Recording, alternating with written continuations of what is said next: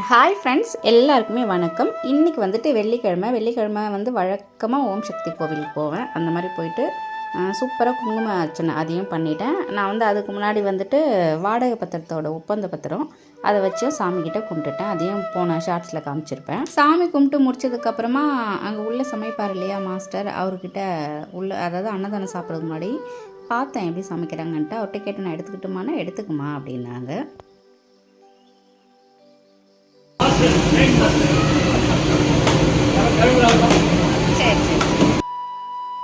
அப்புறமா அவர் வந்து குக் பண்ணுறதெல்லாம் பற்றி சொல்லிட்டு இருந்தார். அதெல்லாம் கேட்டுட்டு அப்புறமா அன்னதானம் சாப்பிட்டு முடிச்சிட்டேன்.